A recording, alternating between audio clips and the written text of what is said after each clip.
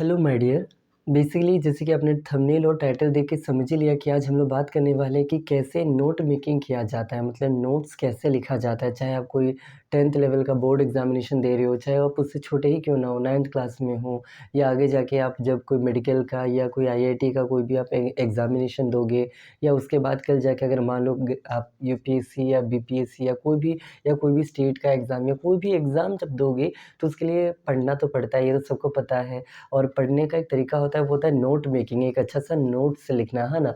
तो ये भी ज़रूरी है। तो वो कैसे किया जाए, हम आपको वही बताने वाले हैं। लेकिन उससे पहले हम आपको यहाँ पर कुछ पॉइंट्स दिखाना चाहते हैं, मतलब ये ज़रूरी है आज के प्रेज़ेंट टाइम में कि आपको हम ये बता सकें कि अगर हम आपको इस चीज़ का गाइडेंस दे रहे हैं कि कैसे नोट मेकिंग किया जाता है, तो आप क्यों मुझे देखोगे? मतलब ऐसा हमें है क्या, या ऐसा मैंने क्या किया जिसके कारण आप मेरा इस लेक्चर वीडियो को देखो, है ना? तो उसका हम रीज़न्स कुछ यहाँ पर लिखे हुए हैं, अगर देख पा रहे हो तो आप देख लिए, पढ़ पा रहे हो तो पढ़ लिए होंगे। जिससे कि हमें चलो कुछ पॉइंट्स बताते हैं आपको ये समझाने के लिए कि क्यों आप मेरा ये लेक्चर देखो, है ना?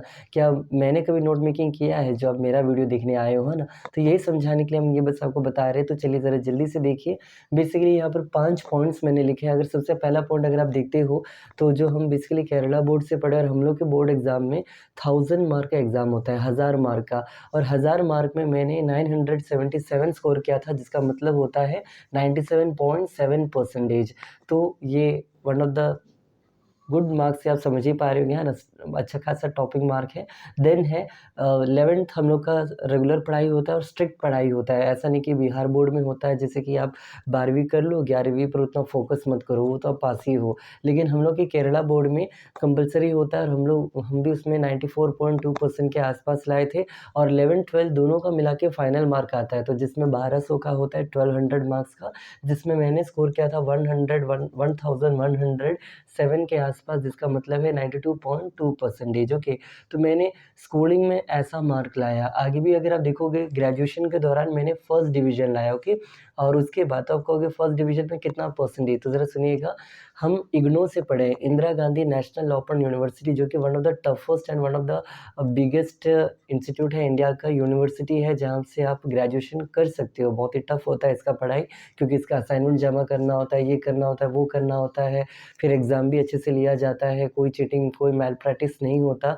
और मैंने 63% लाया था। आपको सुनने में ज़्यादा लग नहीं रहा होगा, और हमको लग रहा है मोर दैन इनफ है, फिर भी फर्स्ट डिवीज़न है। ओके, 60% के ऊपर वाले को फर्स्ट डिवीज़न कहते हैं।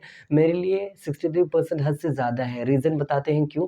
क्योंकि देखो, पहला तो ये इग्नू से है। दूसरी बात, मैंने अपने ग्रेजुएशन के दौरान फर्स्ट ईयर हम बस गेम खेलते थे। जैसे कि अगर आप मेरे चैनल के कवर पेज पर भी देखोगे, हम एक टीचर भी हैं, हम एक गेमर भी हैं, हम एक एस्पिरेंट भी हैं, हम एक यूट्यूबर भी हैं। तो हम गेम भी बहुत खेलते हैं। तो 1 साल हम तो ऐसे ही बर्बाद कर दिए थे, और बाकी जो 2 साल थे, कॉलेज के सेकंड ईयर और थर्ड ईयर के दौरान हमने यूपीएससी जैसे एग्ज़ाम का प्रिपरेशन स्टार्ट किया था। ओके, और उसी दौरान हम सिर्फ यूपीएससी उसके हिस्ट्री, ज्योग्राफी, पॉलिटी, इकोनॉमिक्स पढ़ते थे, जो कि हम 10th में छोड़ दिए थे। सेल्फ स्टडी की मदद से हमने बहुत कुछ पढ़ा ये पिछले 2-3-4 साल के अंदर। और उसी दौरान मैंने एग्ज़ाम से जस्ट 1 महीने पहले हम खुद से पढ़ते थे कि क्या पढ़े, कैसे पढ़े। इवन हम बुक भी इसका ऑर्डर नहीं किए थे। हम बिना कोई बुक्स के अपने ग्रेजुएशन को कवर किए। कैसे? मैंने प्रीवियस ईयर क्वेश्चन नेट से निकाला, और उसके आंसर्स मैंने छोटे-छोटे पेपर पर लिखे, और उसी आंसर को बार-बार पढ़ा, और उसके बाद एग्ज़ाम दिया, फिर भी फर्स्ट डिवीज़न ला दिए। तो आई बिलीव मेरे लिए बहुत ही अच्छा था, मोर दैन इनफ था। I am very much satisfied with my marks. Even it is 63%, I am totally satisfied. Okay, और यहाँ पर आपको एक नोटिस करने वाली बात ये है कि 63% मेरा क्यों आया, फर्स्ट डिवीज़न क्यों आया? क्योंकि उस टाइम में भी मैंने नोट मेकिंग किया था, चाहे वो पेपर में ही क्यों ना हो। And finally BPSC examination, UPSC के बाद कुछ प्रॉब्लम्स के कारण हमको बीपीएससी में मुड़ना पड़ा, और थोड़ा इंटरेस्ट चेंज होने के कारण। और उसमें भी मैंने फर्स्ट अटेम्प्ट में ही बीपीएससी क्रैक किया, और उसका भी रीज़न वही था, मैंने एक बहुत ही अच्छा नोटबुक लिखा था। इवन आई बिलीव अगर कोई वो नोटबुक पढ़ ले, तो उसका मोर दैन हाफ मार्क्स आ जाए, मतलब ऐसा नोटबुक है ना।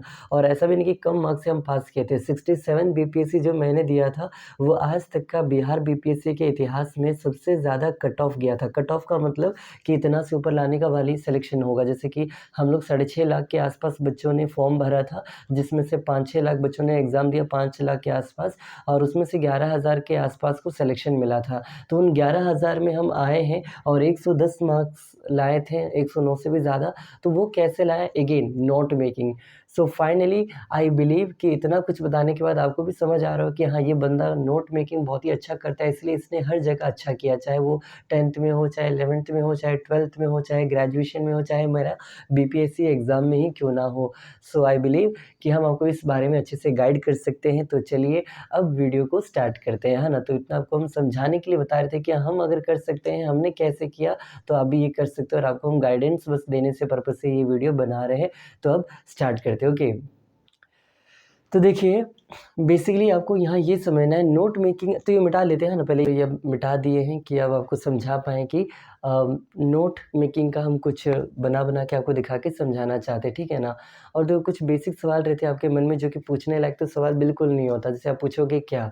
क्या का मतलब है, जैसे कि एक सवाल पूछ रहे हैं आपसे, जो आपको हमसे पूछना था कि सर कैसा बुक खरीदें? मोटा नोटबुक खरीदें कि छोटा नोटबुक खरीदें? फिर मान लो पूछोगे आप लाइनर वाला खरीदें या बिना लाइन वाला खरीदें, बाइंडिंग वाला खरीदें, स्पाइरल बाइंडिंग वाला, या क्लासमेट टाइप का खरीदें। मतलब इट्स योर चॉइस, है ना? आपको पढ़ना है, आपको समझना है। अगर पैसा है, ठीक-ठाक है, तो अच्छा वाला बुक खरीदो, स्पाइरल खरीदो, क्योंकि वो ज़्यादा टिकाऊ होता है। मतलब अगर आप, वो भी आपको बताते हैं, अगर आप कोई एंट्रेंस एग्ज़ाम या इन सब के लिए कर रहे हो, तो आपको 2-3 साल आपको पढ़ना होता है, काम आता है, तो वहाँ पर आप बाइंडिंग वाला खरीदिए। लेकिन क्लास 10 का पढ़ रहे हो, तो ज़्यादा टेंशन है नहीं, 1 ही साल का काम आएगा, तो हम तो कहेंगे वहाँ पर आप क्लासमेट का बुक खरीद सकते हो, अगर बोर्ड एग्ज़ाम दे रहे हो तो। सो इट्स योर चॉइस, आप कैसा बुक खरीदना चाहते हो। बुक का मतलब नोटबुक, ओके, लिखने वाला। कन्फ्यूज़ मत होइएगा। तो अब देखो, हम जो भी यहाँ बताने वाले हैं, प्लीज़ ये मत सोचना कि कहीं गूगल से या यूट्यूब से कुछ अगेन सर्च करके और वो आके पॉइंट बता रहे हैं। मुझे इसकी ज़रूरत है ही नहीं, क्योंकि हम ऑलरेडी आपको बता दिए कि हम क्या थे, मतलब कैसे थे। तो हमको लगता है हम जो भी अभी कहने वाले हैं, हम कोई प्रिपरेशन से नहीं आए हैं।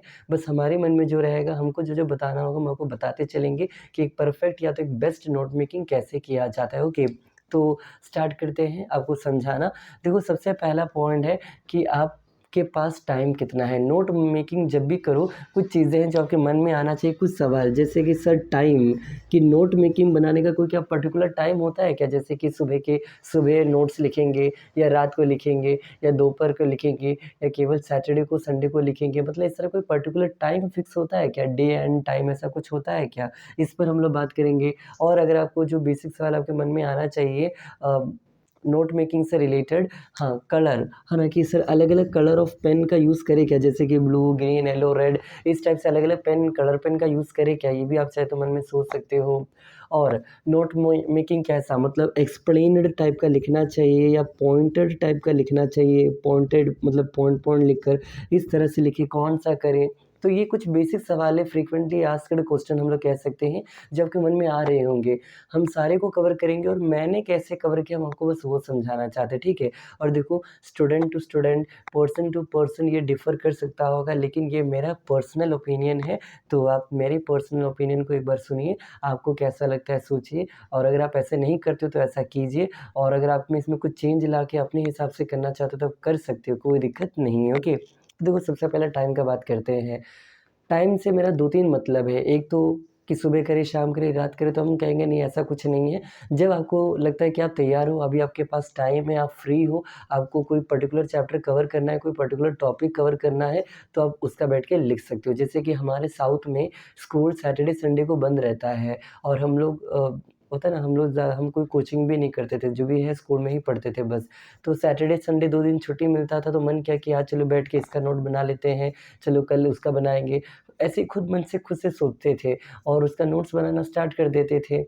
तो ये था हम लोग का तरीका। और रही बात कलर ऑफ पेन के बारे में, तो हम 2-3 कलर यूज़ करते थे, जैसे कि हेडिंग लिखने के लिए रेड कलर हो गया, या क्वेश्चन लिखने के लिए ब्लैक कलर हो गया, या उसके अंदर मान लो कोई आंसर लिखने के लिए फिर ब्लू कलर हो गया। हम ये एग्ज़ाम में करने के लिए नहीं कह रहे हैं, हम केवल आपको बता रहे हैं ये अपना नोट बनाने के लिए। तो इस तरह अलग-अलग कलर का आप यूज़ कर सकते हो, हम करते थे इसीलिए।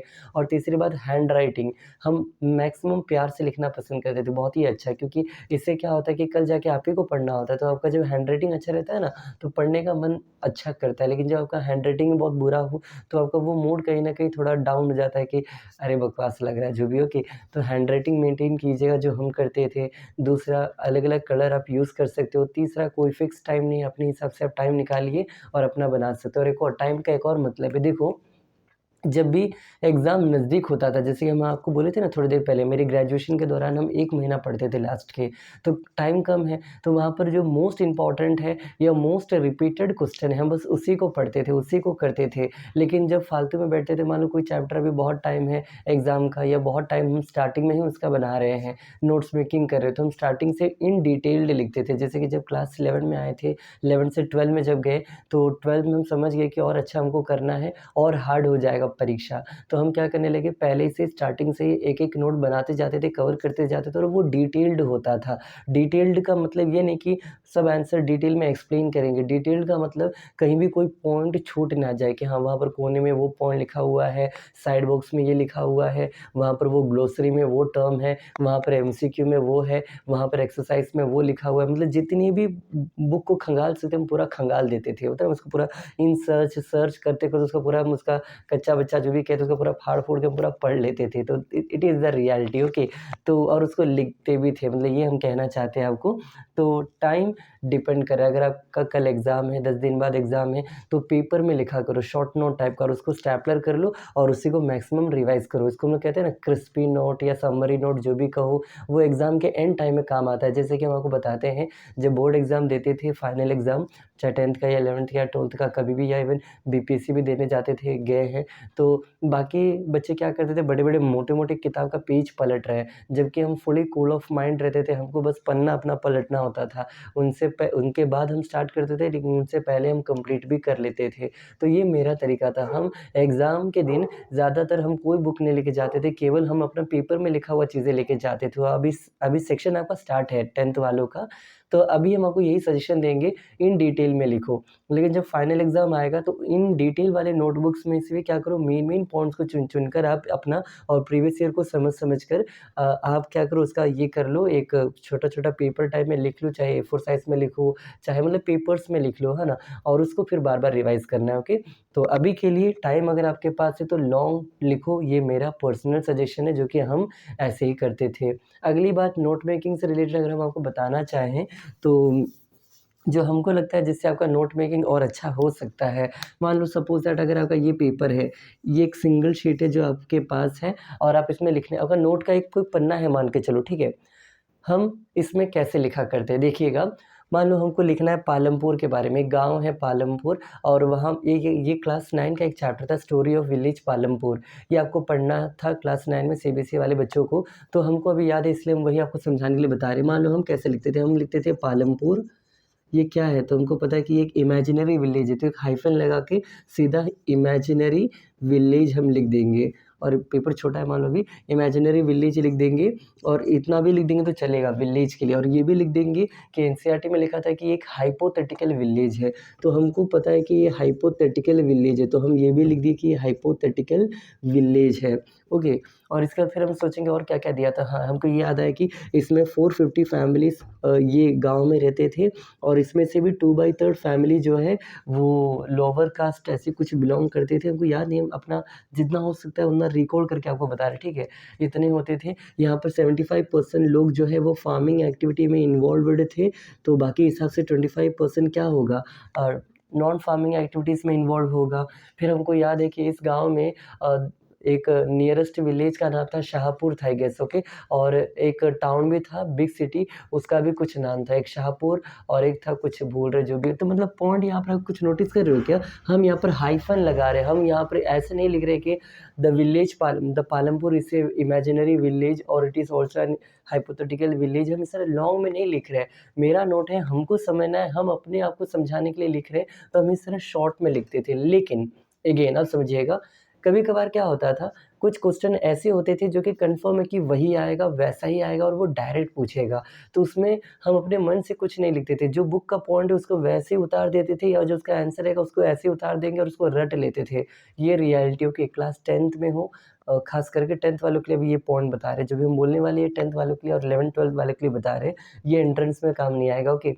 ये पॉइंट ज़रा सुनिएगा, कल जाके 10th, 11th 12th का जो मेन पर्पस होता है वो होता है मार्क स्कोरिंग लाना, सबसे ज़्यादा मार्क्स स्कोर करना। और इसके लिए एक ही तरीका वो है, ज़्यादातर जो हम मानते हैं, जो रियल जो हम सीखे हैं वो है रट्टा मार, ठीक है? तो अगर आप जितना अच्छा रट्टा मारने का अगर आपके पास कैपेबिलिटी है, आपका उतना अच्छा मार्क आएगा। जैसे केरला बोर्ड से जब हम लोग पढ़ते थे, हम लोग को टीचर्स हर दिन कुछ ना कुछ नोट्स लिखवाती थी और हम लोग वही बार-बार रटते थे, मतलब हम जैसे लोग। और इतना ज़्यादा रट लेते थे कि वो आप नींद में ही पूछोगे, हम लोग बता देंगे कि इसका आंसर हम कौन से पन्ने में, कौन-सा कलर से लिखे, मतलब इतना हम लोग रट लेते थे उसको। और वही एक रिज़ल्ट था। तो कहीं न कहीं अगर आप एक ऐसा नोट लिखोगे जिसमें आप उसको 1000 बार पढ़ो, 2000 बार पढ़ो, फिर अब पता है इवन इवन नौकरी के दौरान हम लोग को ल्यूसेंट नाम का एक जीके का बुक पढ़ना होता है। वो भी बहुत लोग कहता है कि हम 100 बार पढ़े हैं, 50 बार पढ़े हैं, 30 बार पढ़े हैं, बहुत लोग अलग-अलग आंसर देता है। तो कहीं न कहीं रीज़न वही कि इतना बार रटो, इतना बार पढ़ो कि फिर अब आप भूल ही ना पाओ। तो हम आपसे यही कहेंगे, कुछ सवाल ऐसे होते हैं जो कि आपको सीधा वैसा ही पढ़ना होता है। जैसे कि क्लास 10 में आओगे, आउटकम्स ऑफ डेमोक्रेसी नाम का सबसे आखिरी सिविक्स का चैप्टर है। उसमें क्या होता है बेसिकली, अ, एक 3 वर्ड है, अकाउंटेबल, रिस्पॉन्सिव, लेजिटिमेट। तो उसका डेफ़िनिशन आपको रटना ही पड़ता है, क्योंकि कोई भी एक पूछा जा सकता है। तो आप ग्रामेटिक एरर क्यों करोगे? उससे अच्छा आपको वैसे वो डेफ़िनिशन पढ़ लीजिए। या एक और बताते हैं, क्लास 10 का आउटकम्स ऑफ डेमोक्रेसी में स्टार्टिंग पेज में ही 5 पॉइंट्स दिया गया है, जिसका मतलब होता है why democracy is better form of government. Democracy better क्यों है, आप बताइए। और हम लिख के देते हैं, हर साल क्लास 10 सीबीएसई बोर्ड में ये पॉइंट आता ही आता है, 5 पॉइंट, ओके। तो आपको वो कवर करना ही होता है। तो आप उस टाइम में इस तरह का दिमाग क्यों लगाओगे? वहाँ पर आप क्या करोगे, वो पाँचों पॉइंट को लिख लोगे और उसी को बार-बार रटोगे। या अगेन क्लास 10 में बायोलॉजी में हेरेडिटी नाम का चैप्टर आता है। उसमें आपको जब पता है 3 टर्म्स होता है, law of dominance, law of segregation, law of independent assortment. Confirm ये तीनों में से कोई एक आ जाएगा तो या आता ही आता है, तो आप फिर से क्या करोगे, उन तीनों को रट्टा मार के पढ़ लो। मतलब आपको एक सजेशन दे रहे हैं कि क्लास 10 में मार्क लाने के लिए रट्टा मार पढ़ाई ही ज़रूरत होता है। जबकि यूपीएससी, बीपीएससी इस तरह के एग्ज़ाम्स निकालने के लिए आपको जो होता है मैक्सिमम नॉलेज की ज़रूरत होता है। लेकिन यहाँ नॉलेज लोग नहीं देखता है, यहाँ पर केवल आपका मार्क दिखता है और मार्क मिलेगा आपको रट्टा मारने से। तो ये एक रियलिटी है जो हम सीखे और हम आपको वो रियलिटी शेयर कर रहे हैं, okay. And as you can see, thumbnail में मैंने बताया था आपको, जो लिखा हुआ है कि द सीक्रेट टिप्स, है ना? तो ऐसा कोई सीक्रेट टिप है नहीं, जो है वो नॉर्मल है, बस आपको वो समझने का देरी था। जैसे नॉर्मल क्या है या सीक्रेट क्या है कि इस तरह हाइफ़न लगा के लिखो, कलरफुल पेन का यूज़ करो, अ, फिर उसके बाद कहते हैं ना हम लोग, हैंडराइटिंग अच्छा रखा करो और मैक्सिमम शॉर्ट लिखने का प्रयास करो। जैसे कि मान लो एनसीईआरटी में कोई चैप्टर है 10 पेज का और आपको टीचर ने उसका नोट्स लिखवा दिया। देखो अलग-अलग स्कूल में अलग-अलग होता है। बिहार में हम अभी प्रेज़ेंट टाइम में हैं, तो बहुत सारे स्कूल का हम देखें जिसमें नोट्स नहीं लिखवाया जाता है अच्छे से, टीचर्स नहीं लिखवाते हैं।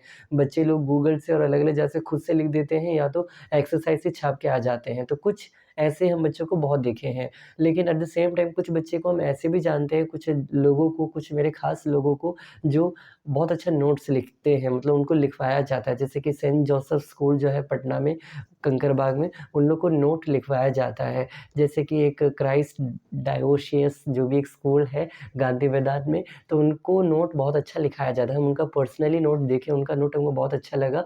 हैंडराइटिंग हो या मतलब उनका पॉइंट्स, मतलब उनको रटवाया जाता है। वो लोग रटे कि नहीं रटे हमको नहीं पता, रटते ही हैं इसलिए उनका भी मार्क अच्छा आता है। तो पॉइंट हम यही कहना चाहते हैं कि कहीं न कहीं बहुत सारे स्कूल नोट मेकिंग करवाते हैं, उसको बस आप रट लीजिए। और जो स्कूल नहीं करवाता है, उन बच्चों को हम कह रहे हैं कि इस तरह कर लो। और जिसका करवाया भी जाता होगा, मान लो आपके स्कूल में लिखवाया जाता है, लेकिन आप भी फिर भी क्या करो, एक अगर आपको लिखवाया गया है तो उसमें से आप कुछ मेन पॉइंट्स को निकाल लो और उसको क्या करो, इस तरह लिख दो। हाँ, एक और राज, सबसे बड़ी राज, सीक्रेट पूछो तो एक सीक्रेट है।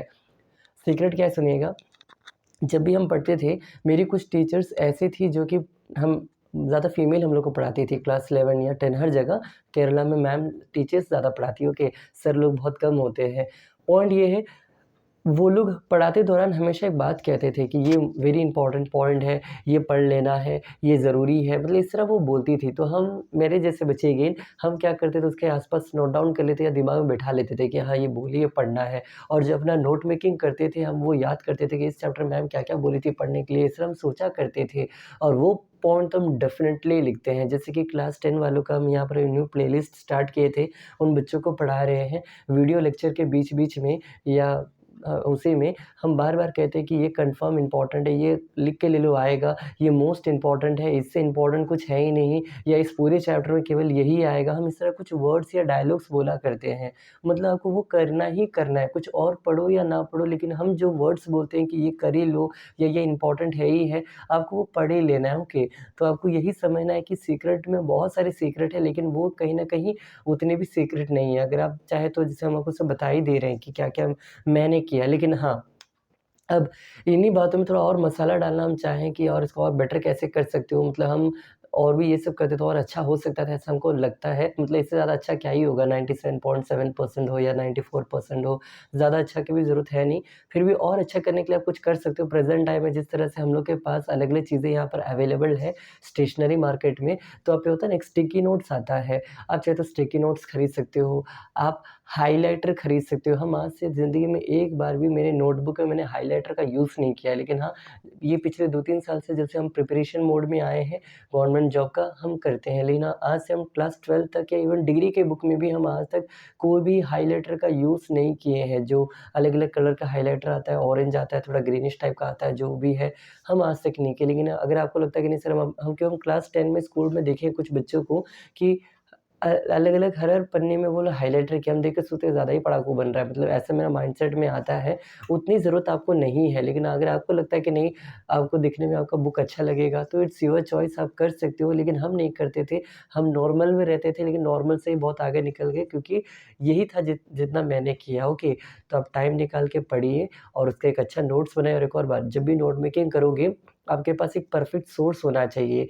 जैसे कि मेरी टीचर बताती, ये लिख लो, ये पढ़ लो, टीचर बोलती थी। और हम घर आके क्या करते थे, मेरे पास कुछ गाइड बुक होता था, जैसे कि याद नहीं आ रहा, ऑल इन वन या एग्ज़ाम विनर या ए प्लस प्लस, ऐसे कुछ बुक आता था हम लोग के साथ में। हम वो सब बुक्स पढ़ते थे, क्योंकि उसमें प्रीवियस ईयर दिया रहता था, उसमें होता है मोस्ट रिपीटेड क्वेश्चन, इस टाइप का कुछ दिया रहता था। तो वो सब हम देख लिया करते थे, और उसमें हमको लग रहा है कि प्रीवियस ईयर में बार-बार पूछ रहा है, उस क्वेश्चन को हम तो पूरा उतार ही देते थे, और उसको हम बार-बार इतना बार रटते थे, जैसे कि हमने आपको बोला, इतना बार रटते थे कि वो आप नींद में ही पूछोगे, हम बता देंगे। तो this is the simplest trick of note making. और रही बात क्लास 10 वाले बच्चों को, हम स्पेशली एक और बात कहना चाहते हैं, जो भी मेरे टेलीग्राम चैनल पर जुड़े हुए हैं, वहाँ पर हम अलग-अलग पीडीएफ कभी डालते हैं, कभी हम वहाँ पर कोई पिक्चर्स डालते हैं, मतलब हम बहुत कुछ वहाँ पर पोस्ट कर रहे हैं, ओके। कभी कभी एमसीक्यू टाइप, तो बच्चे उसमें से कुछ बच्चे कन्फ्यूज़ हैं, तो अब जो बोलने वाले हम अपने टेलीग्राम वाले बच्चों के लिए बोल रहे हैं, जो मेरे से पढ़ रहे हैं उन बच्चों के लिए, उन डियर फ्रेंड्स के लिए, ओके। तो हम बताना ये चाहते हैं कि आप जब भी मेरे वाले टेलीग्राम से लिखोगे, आपको बस एक काम करना है कि, होता है ना कि हम आपको कन्फ्यूज़ कर दिए क्योंकि हम बहुत कुछ उसमें डाल रहे हैं, लेकिन आपको बस ये समझना है कि जब भी एक चैप्टर कंप्लीट हो जाए, उससे पहले तो नोट मेकिंग करना ही नहीं है। मतलब ये एक तरीका है, हम आपको समझाना चाहते हैं। अगर चैप्टर बहुत ही लेंथी है, तो हाँ, आप उसको आधा काट लो कि हम इसका आधा पहले बना लेते हैं, आधा बाद में बनाएँगे। तो ये तरीका कर सकते हो। और जितने भी हम ऑब्जेक्टिव टाइप के क्वेश्चन भेजते हैं, वो बस आपको देखना होता है, उसका प्रिंट निकाल लीजिए, ज़्यादा सही रहेगा। उसको लिखिएगा तो परेशान हो जाइएगा, जैसे कि मैंने लाइफ प्रोसेस का 126 एमसीक्यू भेजा था, मत पढ़िए। हमने आपको रिसोर्स एंड डेवलपमेंट का 50 क्वेश्चन भेजा था, पूरा मत कीजिए। क्योंकि हम जब चैप्टर कंप्लीटली कवर कर देंगे, अभी वो कवर नहीं हुआ है, जब कवर हो जाएगा तो हम उसके मोस्ट और द बेस्ट क्वेश्चंस हम आपको चुन के दे देंगे, और खुद हम बोलेंगे, टेलीग्राम वाले वहाँ पे मैसेज डाल देंगे कि इसको तो आपको करना ही करना है। तो ये वहाँ वैसा रहेगा, आपको बस टेलीग्राम पर जुड़े रहना है। हम जब भी उसमें लिख के डालें कि ये मोस्ट इम्पोर्टेंट है, ये कर लो, तो वो आपको करना है, वरना पूरा नहीं करना है। जैसे कि डेवलपमेंट नाम का एक चैप्टर है क्लास 10 का, जब मैंने उसका उसका मैंने एक फ़ोटो डाला था जिसमें 10 या 12 के आस-पास कुछ क्वेश्चन है, और हम बोले भी हैं कि ये मोस्ट इम्पोर्टेंट है, ये मोर दैन इनफ है, इससे बाहर कुछ नहीं आएगा। तो आप उसका नोट्स लिख लीजिए, आप वो क्वेश्चन टाइप कीजिए और उसका आंसर गूगल से निकाल लीजिए, तो बस वही आपको करना है। जब भी हम आपको कह दें कि ये मोस्ट इम्पोर्टेंट है, ये मोर दैन इनफ है, इससे ज़्यादा नहीं करना, तो आपको उसका लिखना है अपने नोट में, वरना पूरा जो भी हम आपको डाउनलोड के लिए हम जो भेज रहे हैं लिंक या जो भी, पूरा आपको नहीं लिखना है। आपको केवल याद करो, हम सबसे पहले जो उसमें ग्रुप में जो चीज़ डाली थी वो था डायग्राम्स। हम लाइफ प्रोसेस के कुछ 8-10 डायग्राम उसमें डाले हैं कि ये डायग्राम मोस्ट इम्पोर्टेंट है। तो आप वो अपने नोटबुक में लिख लीजिए कि कल जाके आपका फ़ोन रीसेट हो जाए या फ़ोटो चला जाए, आपके पास वो रहेगा ना लिखा हुआ, इसलिए आप उस तरह की चीज़ों को नोट डाउन कीजिए कि हाँ, सर बोले हैं या वो आदमी जो भी है वो बोले हैं कि ये इंपॉर्टेंट पॉइंट्स हैं, इसको डायग्राम को पढ़ लेना है या ये मोस्ट इंपॉर्टेंट क्वेश्चन है। तो जो हम बोलते हैं बस आपको वो करना है। उसके अलावा जो भी डालते हैं वो बस आपकी नॉलेज को एनहांस करने के लिए डालते हैं। जैसे कि हम क्विक रिविज़न चीज़ आपको डाल के दिए, हमने अलग-अलग चीज़ आपको डाल के दिया, तो वो पूरा नहीं करना है, आपको बस समझने के लिए भेज रहे हैं और जब भी कहें मोस्ट इम्पोर्टेंट उसको कर लेना है। ओके, सो आई होप आपका ये डाउट क्लियर हो गया कि किसका नोट्स लिखना है, कब लिखना है, जैसा भी लिखना है, तो ये भी समझा दिए। तो बस यही था ओवरऑल, ज़्यादा लेंथी खींचने से फ़ायदा नहीं है। आई गेस आपको समझ आ गया, नोटबुक कैसा भी ले सकते हो। मैक्सिमम ट्राई करो सिंपल में लिखो, लेकिन हर एक-एक पॉइंट को ढूँढ-ढूँढ के लिखो। ऐसा नहीं कि सिंपल का मतलब 4 पॉइंट लिख दिए और मेरा नोट कंप्लीट। सिंपल का मतलब कि लिखने का लैंग्वेज सिंपल होना चाहिए, आपको समझ आना चाहिए और अलग-अलग सारे पॉइंट्स को अलग-अलग कॉर्नर से कवर करो, ठीक है? और ऐसा भी नहीं कि कॉर्नर से कवर करने का मतलब हर चीज़ आप कवर करने लग जाओ। जो चीज़ पता है कि फालतू है, जो कभी पूछा नहीं जाता, उसको कवर करके क्या फ़ायदा? और आपको ये पता कैसे चलेगा कि कौन-सी चीज़ फालतू है? तो इसीलिए तो कहते हैं टीचर से पढ़ा करो, है ना? टीचर्स आपको पढ़ाते हैं, चाहे वो स्कूल में हो, चाहे यहाँ हम हो या कोई और यूट्यूब चैनल से अगर आप पढ़ रहे हो तो उनसे, तो वो टीचर्स आपको बताएँगे कि ये फालतू है, ये वेस्ट ऑफ टाइम है या वेस्ट ऑफ नॉलेज है, इसको यूज़ मत करो, इसको मत पढ़ो। तो उस हिसाब से आपको समझ-समझ के करना है, ओके? एंड सबसे लास्ट बात जो हम बोले थे, बार-बार जितनी बार-बार हो सके उतनी बार उस नोटबुक को पढ़ो और वही आपको सक्सेस दिलाएगा, ओके? तो दिस इज़ ऑल जो मैं आपके साथ शेयर करना चाहते थे। आई होप वीडियो थोड़ा लेंथी हुआ लेकिन बताने लायक चीज़ें ही आपको बताए हैं और इस तरह नोट मेकिंग का टॉपिक कंप्लीट होता है। नेक्स्ट डे कभी हम आपको पढ़ने का तरीका बताएँगे। जैसे कि होता है ना कि मार्क लाए हैं तो केवल नोटबुक से तो पढ़ के लाए हैं, लेकिन उसमें एक तरीका भी था, पैटर्न था, है ना? कि सर आप दिन में पढ़ते थे या रात में पढ़ते थे या चल के पढ़ते थे या सो के पढ़ते थे, मतलब पढ़ने का तरीका क्या है? या आप गाना सुन के पढ़ते थे? बहुत कुछ राज़ है जो आपके साथ बताना हम चाहते हैं कि हम कैसे पढ़ते थे, ओके? तो वो भी हम ज़रूर इसके बाद वीडियो कभी लाएँगे। और इस वीडियो को अगर आपको पसंद आए तो प्लीज़ कमेंट सेक्शन में बताया कीजिए कि हाँ, आप जो भी नॉलेज दे रहे हैं यूज़फुल लग रहा है, नहीं लग रहा है, जैसा भी हो कि सो बस इतना ही। इस वीडियो को एंड अप करते हैं। Thank you.